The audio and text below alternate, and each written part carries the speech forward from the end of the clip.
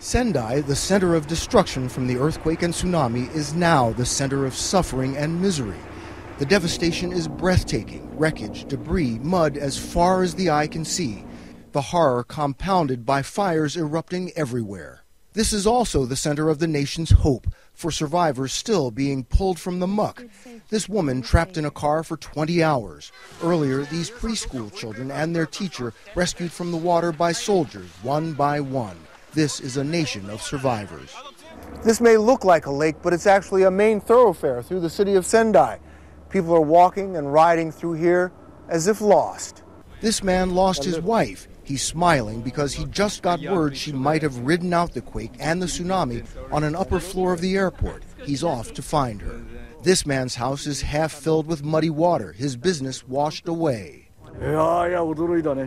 It's unbelievable, he says. I never experienced such an earthquake.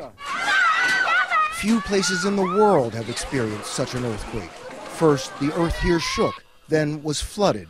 Then last night, the sky was ablaze from this massive fire at the port. Tens of thousands are being housed and fed in city-run shelters, but there's hardship even here. Food rations are only going to children and seniors over 75, says this woman. Still today, the electricity is off for more than 500,000 households and businesses. There are still no phones, no water. What they do have plenty of is aftershocks and fear. Some of the aftershocks are major earthquakes in their own right, 6 and above on the Richter scale. When we got here yesterday, we saw people running for higher ground. There had been an aftershock and people feared another tsunami. That's a reflex reaction here now. Russ? Bill, we see this destruction behind you. That's incredible. I know you've been traveling for about the last 36 hours through the country. Give us an idea of some of the other things you've seen.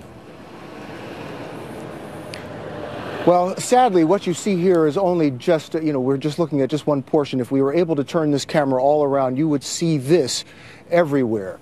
People are walking through streets that are full of water. It looks like they look like lakes, but actually they're main thoroughfares going through the city.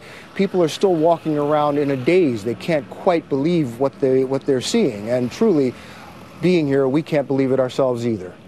Bill Whitaker in Sendai, Japan. Thank you so much.